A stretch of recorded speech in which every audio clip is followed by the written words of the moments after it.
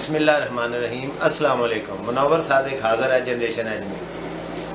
انتظار کی گھڑیاں ہوئی ختم، بگ باس 14 آ ہی گیا۔ وہ دن آ گیا جس کا انتظار پورے 1 سال کا عرصہ کیا، اور اب جب وہ آیا ہے تو اس کو جب دیکھا ہم نے تو کچھ اچھا بھی لگا اور کچھ مایوسی بھی ہوئی، لیکن یہ پروگرام اتنی جلدی مایوس ہونے والا نہیں۔ اس کو جب تک ہم پورا نہیں دیکھیں گے کہ آگے کیا کیا ہوتا ہے، تب تک اس کے بارے میں کوئی رائے قائم کرنا قبل از وقت ہوگا۔ سب سے پہلے بات کرتے ہیں اس کے جو اب انہوں نے سیٹ ڈیزائننگ کی ہے وہ دیکھا۔ سیٹ ڈیزائننگ میں گھر کو جو انہوں نے ایک اوور سجا دیا ہے، کلرنگ بہت زیادہ کر دی ہے، اور سلور کلر کا استعمال اتنا زیادہ کر دیا ہے کہ وہ کچھ نظروں کو کلیئر نہیں نظر آ رہا، بہت بھر گیا ہے، اتنا اوور کر دیا کہ اب وہ پریشان کن ہو گیا ہے۔ اور جو گھر کا باقی لک ہے اس میں بھی بلا ضرورت کی کلرنگ نظر آئی ہے۔ وہ گھر نہیں لگ رہا، وہ ایک عجائب خانہ لگ رہا ہے۔ تو سویگ سے کریں گے سب کا سواگت۔ یہ گانا چاہے دوبارہ آیا ہے لیکن پھر بھی اچھا لگا ہے، کیونکہ یہ ہے ہی اچھا، اور اس کا استعمال انہوں نے کر کے دوبارہ اس کو یوز کیا اس گانے کو۔ اب سٹارٹ میں جب انہوں نے نقلی آڈین تھوڑی سی وہ جو ایک دکھائی کسی شو کی اٹھا کے، بلا ضرورت تھی ایسی ایڈیٹنگ، لیکن چلیں مذاق تھا۔ اصل مدعے کی طرف آتے ہیں اب، کہ انہوں نے طوفانی سینئرز کے لیے، اب آتے ہیں اصل مدعے کی طرف، طوفانی سینئرز۔ اب طوفانی سینئرز میں کون ہے جناب؟ وہی سدھارتھ شکلا، جو بے شک ونر تھے لیکن تھوڑے سے متنازع ونر تھے لاسٹ ایئر کے۔ ساتھ آئی گوہر بے شک ایک اچھی سینئر ہے، اور ہینا بھی ٹیلنٹڈ ہے۔ اب سدھارتھ کو بیچ میں ڈال کے انہوں نے کچھ ایسی حق تلفی کچھ بندوں کی جس کا صاف اظہار لوگوں نے ابھی ہی کر دیا ہے کہ شہناز کدھر گئی بھائی، عاصم ریاض کدھر گیا بھائی؟ یہ 2 بندے جن کی وجہ سے بگ باس کو ایک ایرو کرافٹ جیسی سپیڈ ملی تھی، وہ کدھر گئے؟ ان کا نام بھی نہیں آیا۔ کہتے ہیں نا کہ شو بز بہت بے وفا ہوتا ہے، تو ابھی تک یہ جو پہلا دن کا پریمیئر کا دن دیکھا اس میں وہی لگا کہ بھول گئے یار۔ آپ کہتے تھے کہ جب بگ باس رہے گا شہناز اور عاصم ان لوگوں کا نام رہے گا، وہ کدھر گئے یہ لوگ؟ وہ ان کی کوئی تصویر ہی لگا دیتے، ان کا نام ہی لے دیتے۔ پریمیئر میں نہیں آئے تو بعد میں آئے تو کیا ہے؟ آپ نے سدھارتھ کو تو بٹھا دیا، لیکن عاصم ریاض، شہناز، اور جن کی وجہ سے سدھارتھ شکلا چلا تھا، آپ نے ان کو بالکل ہی غیر اہم سمجھا اور ان کا نام بھی نہیں لیا، اور اپنا پروگرام پریمیئر کر لیا 14۔ یہ چھوٹی چھوٹی کمیاں ہیں جن کمیوں کے وجہ سے کسی پروگرام کی مقبولیت میں اضافہ ہوتا ہے یا نہیں غیر مقبول ہوتا ہے۔ اب دیکھ لیں اس وقت سب سے لوئسٹ ریٹنگ پر بگ باس کا یہ پریمیئر گیا ہے۔ یہ ہماری اس بات کی تصدیق ہے، جو میرا یا ہمارا جو نظریہ اس شو کو دیکھنے کا لاہور پاکستان سے، وہ یہی کہا گیا فوراً کہ یار یہ کیا بات ہوئی، پریمیئر میں شہناز بھی نہیں آئی، یہ کیسے ہو سکتا ہے؟ پریمیئر میں عاصم نہیں آیا، یہ کیسے ہو سکتا ہے؟ حالانکہ بندے تو اور بھی تھے، رشمی کو بھی آنا چاہیے تھا، لیکن بہرحال چلے مین جن کی وجہ سے بگ باس 13 ایسا شو بنا کہ اب بھی نقلیں مار رہے ہیں، اس میں بھی ابھی جو پنجابی کچھ بندے ڈال رہے ہیں اس کی کاپی کرنے کی کوشش کی جا رہی ہے پچھلے شو کی، تو وہ ان لوگوں کی وجہ سے بنی تھی۔ خیر، اب یہ طوفانی سینئر سدھارتھ، گوہر اور ہینا یہ جو ہے 2 ہفتے اندر رہیں گے، اور دیکھیں ان کو کتنی پاورز دے دی گئی ہیں، وہ اندر نظر آئیں گی۔ یہ بلا جواز ان جو اندر والے بندے ہیں ان کا بھی ٹائم ویسٹ کریں گے ہمارے خیال کے مطابق، کیونکہ بگ باس جو ایک شو ہے وہ جو بندے اندر گئے ہیں کانٹیسٹنٹ، ان کے درمیان مقابلہ ہے، ان کو آپس میں گھلنے ملنے کا ٹائم ملنا چاہیے تھا، نہ کہ وہ پرانے بندے ان کو اپنے طریقے سے چلائیں۔ ہوگا تو یہی نا کہ یہ پرانے بندے اپنی مرضی کریں گے، تو پھر ان کے 2 ہفتے میرا خیال ہے اندر والوں کی ویسٹ ہوں گے یا پھر یہ ان کو اپنے حساب سے اپنے شو کے اپنے اسکرپٹ کے مطابق چلا کر واپس آئیں گے باہر سارا کچھ کہ بھی آپ ایسے شو ہمارا چلائیں گے تو یہ ریئلٹی شو تو نہ ہوا. خیر اب تو وہ آ چکے ہیں. گوہر نے حالانکہ اندر وہ جو کچھ کویسچنز ہوئے تھے اس میں گوہر کو ہم اپریشیٹ کرتے ہیں کہ اس نے سدھارتھ کو کچھ کھری کھری سنا دی تھی کہ آپ نے پچھلے شو میں کوئی ایسا بڑا کارنامہ نہیں کیا تھا. اب اس میں بگ باس کویسچننگ جو ہے وہ بھی ہوئی, اس میں بھی اندر انہوں نے اپنی مرضی سے ان سے کچھ کروایا اور انہی کی وجہ سے کچھ ریجیکٹ بھی کیے گئے بندے. اب دیکھتے ہیں وہ جو ریجیکشن والے بندے ہیں جو کنٹیسٹنٹ ان کے ساتھ اندر کیسا بیہیویئر ہوتا ہے یا ان کو کیا کیا جانا ہے.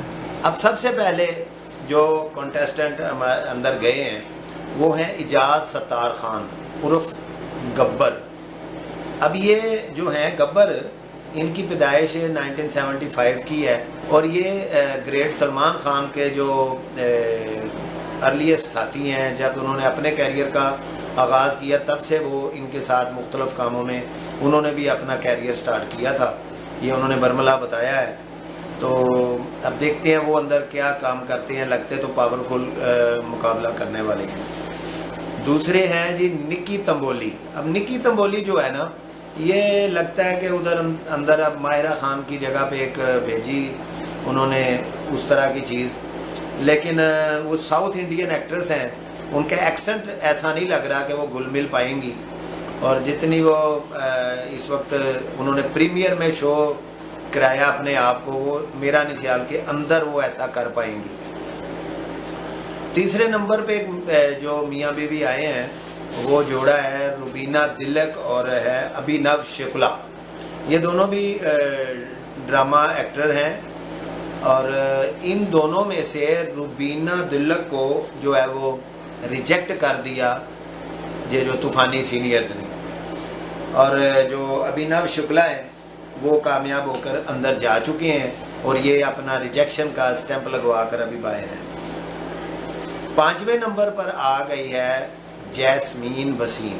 اب جیسمین بھسین اس ٹی وی چینل کی اس وقت لاڈلی ہیں اور ہم اس کو متوقع ونر کے طور پر پہلے دن سے دیکھ رہے ہیں. اس کے آنے کا انداز, اس کا اندر جا کر جو تھوڑا سا ایک ایٹیچیوڈ تھا وہ صاف بتا رہا ہے کہ وہ گھر سے ٹرافی لینے کے لیے ہی آئی ہے اور اس کو اس بات کا یقین بھی ہے کہ میں لے کر جاؤں گی. تو اس وقت تک جیسمین بھسین اندر جو ہے, جیسمین بھسین جو ہے وہ خطروں کے کھلاڑی میں آپ کو یاد ہوگا کہ وہ پرفارم کر چکی ہیں اور ان کو ایک وہ بھی سپورٹ اور آڈین کا فینس کا ایک کلب میسر ہے. خیر وہ خود بھی اچھی ہیں لیکن اندر کیا ہونا ہے یہ تو اب وقت بتائے گا. اس کے بعد آئے نشاد سنگھ. نشاد سنگھ ایک سمارٹ ماڈل کے طور پر اندر آئے ہیں اور ان کو اب دیکھیں کہ وہ ریجیکشن کا یہ بھی اپنے اوپر توق لگا کر بیٹھ گئے ہیں. اور 7ویں نمبر پر ہیں شہزاد دیول. یہ بھی ایک معصوم بندہ لگ رہا ہے اور یہ شریف آدمی لگ رہا ہے, ہمیں تو یہی لگا ہے, اور یہ سادہ بندہ فی الحال پاس ہو کے اندر جا چکا ہے. اس کی سادگی کا اندازہ کافی اس کی باتوں سے بندے کو ہو رہا تھا, جیسے اس نے پرپوز کرنے کا جو ایک چھوٹا سا ٹاسک دیا تھا سارا گرپال کو, نشاد سنگھ کو اور اس کو, تو اس نے اس کو وہ رنگ دیتے وقت کہا تھا کہ یو لکس لائک اے ڈک.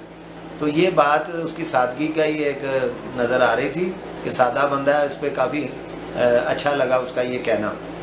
اور سب سے زیادہ مزہ تو اس کا سلمان بھائی نے لیا اور خوب ہنسے, جیسی کہ ان کی عادت ہے, وہ کسی بھی اچھی بات کو, اچھے جوک کو وہ خوب انجوائے کرتے ہیں. کہ اگر اس کو ہم سلیس اس کی ترجمہ اگر کریں تو پھر وہ سیدھا ہے کہ تم بالکل ایک بطخ جیسی ہو.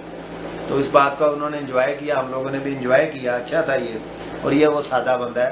تو بہرحال شہزاد دیول پاس ہو کے اندر جا چکا ہے. اس کے بعد ہے سارا گرپال. اب سارا گرپال جو ہے یہ پنجابی فلم ایکٹریس ہے. ڈنگر ڈاکٹر ایک فلم آئی تھی, اس کی یہ ہیروئن ہے. اور اب یہ دیکھیں اندر یہ کیا کر پاتی ہیں. اگر یہ اپنی گیم کھیلیں گی تو دیکھیں کچھ جگہ بنا پائیں گی. کم از کم شہناز کورگل کی نقل نہ کریں. شہناز ایک ہی ہے اور وہ ایک ہی ہے. اس کے بعد ہے کمار سانو کے بیٹا جان. جان کمار سانو ایک فیمس سنگر جو ہیں کمار سانو جی، ان کے بیٹا ہے، اور یہ بھی سادہ بندہ لگتا ہے لیکن سنگر ہے، اور آپ کو پتہ ہے سنگر تو باریک سر جاننے والے ہوتے ہیں، تو یہ ایک باریک بندہ، لیکن افسوس یہ ہے کہ سارا گرپال اور جان کو جو ہے ریجیکٹ کر دیا گیا ہے ہماری طوفانی سینئرز نے۔ اب دیکھیں یہ جو 4 بندے ریجیکشن والے ہیں یہ باہر بیٹھے ہوئے ہیں، روبینہ دلک، نشاد سنگھ، سارا گرپال اور جان کمار سانو، یہ 4 ریجیکشن ہیں۔ ان کو اندر کیا ہونا ہے یہ ابھی آپ کو وقت بتائے گا، دیکھ کر ہی پتہ لگا۔ 10ویں نمبر پر ہے پوتر پونیا۔ پوتر پونیا جو ہے یہ ٹی وی ماڈل ایکٹریس ہے، اور انہوں نے ٹی وی پر مختلف پازیٹیو اور نیگیٹو رولز کیے ہیں ڈراموں میں، اور جو سدھارتھ کا پہلا ڈرامہ تھا پہلا، اس میں یہ اس کی ہیروئن بھی تھی۔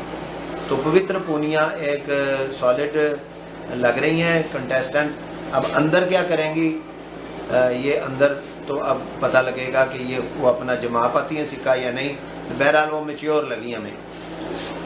راہل ودیا 11ویں نمبر پر آخری جو کنٹیسٹنٹ اندر گئے ہیں وہ ہے ایک سنگر۔